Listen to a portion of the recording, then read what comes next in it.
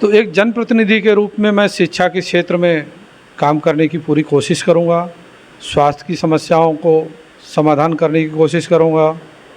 ये संविधान बाबा साहब ने बनाया, बाबा साहब को कोटि कोटि नमन।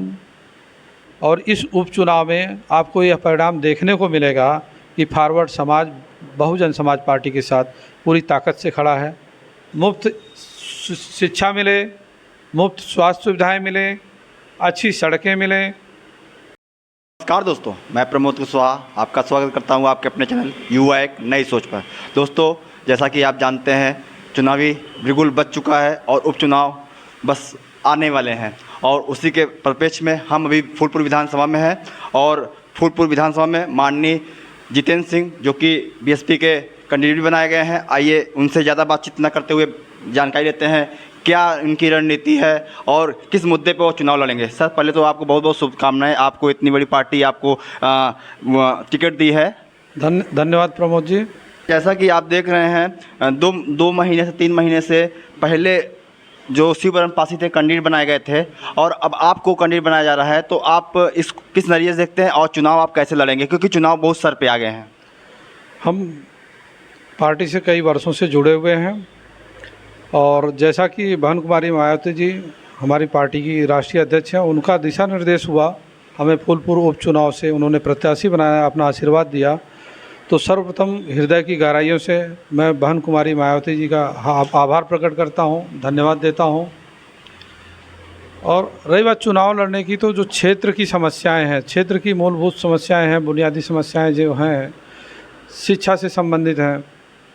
शिक्षा के क्षेत्र में क्या कारण है, कभी आप लोग भी थोड़ा सर्वे करिए कि जो शासन स्तर पे जो प्राथमिक विद्यालय चलाए जा रहे हैं वहाँ पे जो टीचर नियुक्त किए गए हैं उनको अच्छी सैलरी मिलती है और बहुत सारे प्राइवेट इंस्टीट्यूशन चल रहे हैं, बच्चे प्राइवेट स्कूलों की तरफ जा रहे हैं।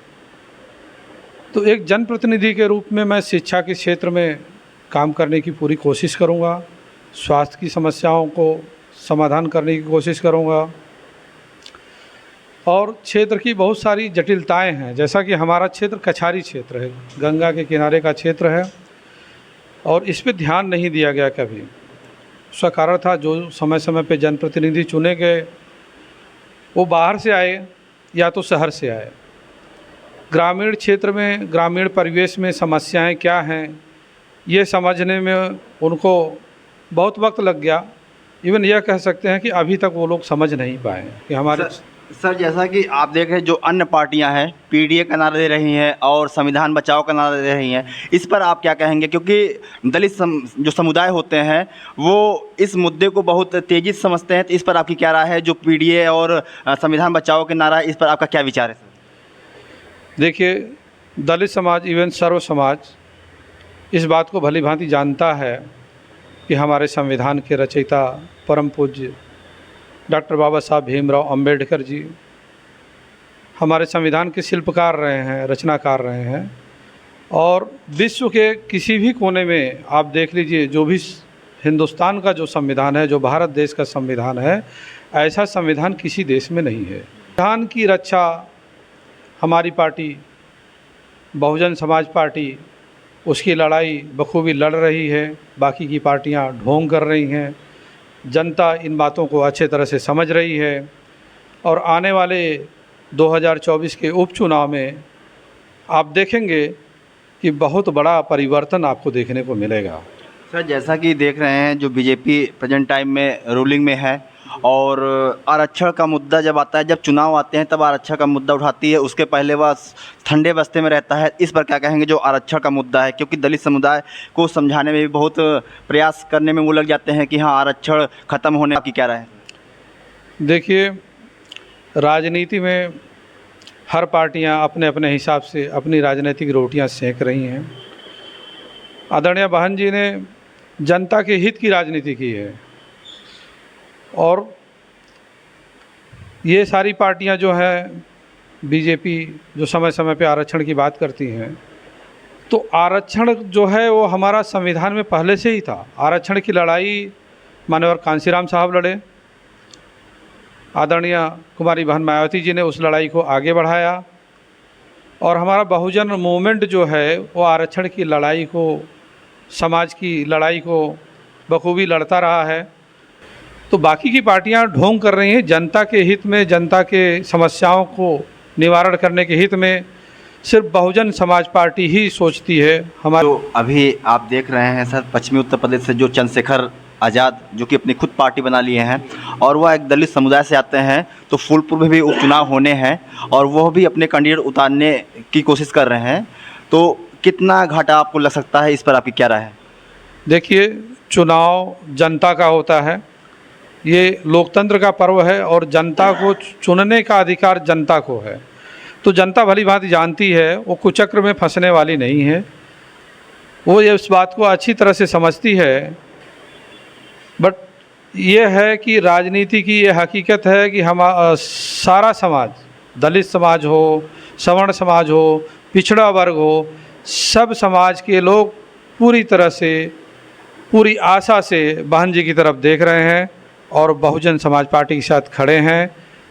सर, आप फॉरवर्ड समाज से आते हैं, तो फॉरवर्ड समाज कहा जाता है कि वो बीजेपी के कोर वोट बैंक हैं, तो सर कितना आप फॉरवर्ड समाज को जोड़ पाएंगे, इस पर क्या राय है सर? पहली बात तो हम ये कहना चाह रहे हैं कि फॉरवर्ड समाज बीजेपी का कोर वोट बैंक है, ये बीजेपी द्वारा प्रचारित किया जा रहा है। फॉरवर्ड समाज से ही हमारी पार्टी के बसपा के विधायक हैं बलिया के रसड़ा विधानसभा क्षेत्र से श्री उमाशंकर सिंह जी, तो वो तो फॉरवर्ड समाज से ही है ना, तो फिर बीजेपी के वो कहाँ से हो गए? वो तो पूरा प्रदेश जानता है कि उमाशंकर सिंह जी, माननीय उमाशंकर सिंह जी बहुजन समाज पार्टी के विधायक हैं। तो फॉरवर्ड समाज हमेशा से बहुजन समाज के साथ जुड़ा हुआ था और आगे भी रहेगा और इस उपचुनाव में आपको यह परिणाम देखने को मिलेगा कि फॉरवर्ड समाज बहुजन समाज पार्टी के साथ पूरी ताकत से खड़ा है। सर, आप किस मुद्दे पर चुनाव लड़ेंगे इस बार? महंगाई का मुद्दा है, बेरोजगारी मुद्दा है, शिक्षा और स्वास्थ्य के मुद्दे हैं। आज महंगाई चरम पे है। जो सरकार रही है, महंगाई के विरुद्ध आपने एक भी धरना प्रदर्शन कभी देखा है? एक वक्त होता था कि प्याज की महंगाई पे इसी भारतीय जनता पार्टी की सरकार चली गई थी। दिल्ली में मदन लाल खुराना जी, श्री मदन लाल खुराना जी वहाँ के मुख्यमंत्री हुआ करते थे और प्याज की महंगाई पे सरकार चली गई वहाँ की। लेकिन आज किसी को आंदोलन करने का राइट नहीं है, किसी को अपने हक के लिए संघर्ष करने का राइट नहीं है। एक तरह से आपातकाल जैसी स्थिति हो गई है। तो महंगाई से जनता त्राहि त्राहि कर रही है, पूरी तरह से त्रस्त है।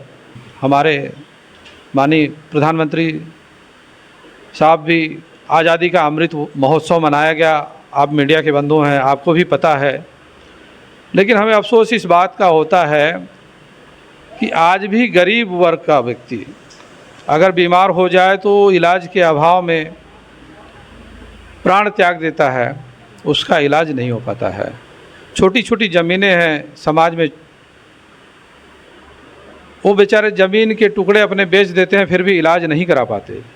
तो हम इस मुद्दे को भी उठाएंगे कि फ्री एजुकेशन, मुफ्त में शिक्षा मिले हमारे देश के बच्चों को और उसके साथ साथ मुफ्त में उनके स्वास्थ्य सुविधा मिले। तो मुफ्त शिक्षा मिले, मुफ्त स्वास्थ्य सुविधाएं मिले, अच्छी सड़कें मिलें और रोजगार के दिशा में फूलपुर में जब से देश का सबसे पहला प्रधानमंत्री हमारी फूलपुर से चुन के गए पंडित जवाहरलाल नेहरू जी।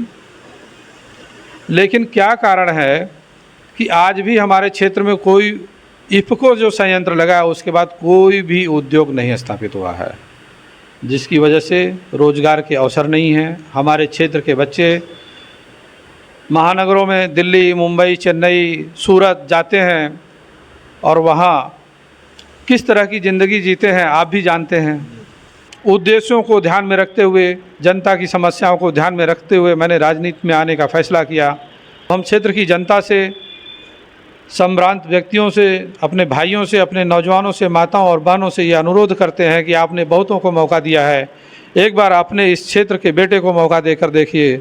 हम आपको निराश नहीं करेंगे और समय बहुत कम है। हम पूरा प्रयास करेंगे कि हम घर घर पहुँचें, और कहीं अगर हम नहीं पहुंच पाएँ तो हम उनसे अनुरोध करते हैं कि हम चुनाव बाद आ जाएंगे आपके पास। इस बात का मलाल मत रखिएगा कि प्रत्याशी हमारे दरवाजे पे नहीं आया। आप मतदान करिएगा और निश्चित रूप से आपको अलग अनुभूति होगी। हम एज ए विधायक नहीं, आपके एक पुत्र के रूप में, आपके भाई के रूप में, आपके बेटे के रूप में चुनाव बाद भी आपके बीच में उपस्थित होंगे। सर कितने वोटों से आप जीतने जा रहे हैं सर? जैसा कि लोगों का जिस तरह से जन समर्थन मिल रहा है, तो हमें लग रहा है कम से कम 40 से 42 हज़ार वोटों के मार्जिन से हम यहाँ का उपचुनाव जीत रहे हैं। और यह चुनाव जीत करके हम माननीय बहन जी को, उनको मजबूत करने की पूरी कोशिश कर रहे हैं, और आने वाले दिनों में बहुजन समाज पार्टी की सत्ता बने, सरकार बने, इस दिशा में हम प्रयास करेंगे। तो आप देख रहे थे हमारे साथ माननीय जितेंद्र सिंह जी थे, जो कि फूलपुर जो उपचुनाव होने वाले हैं प्रत्याशी हैं बीएसपी से। और आप ऐसे ही हमारे चैनल पर जुड़े रहिए, फॉलो करिए, सब्सक्राइब करिए। जो जन समस्याएं हैं उनको आप हमारे नीचे टेलीग्राम डिस्क्रिप्शन पर लिखा है, टेलीग्राम और ट्विटर है, उस पर आप फॉलो करिए। मैं प्रमोद कुशवाहा, कैमरामैन अमित कुशवाहा का धन्यवाद।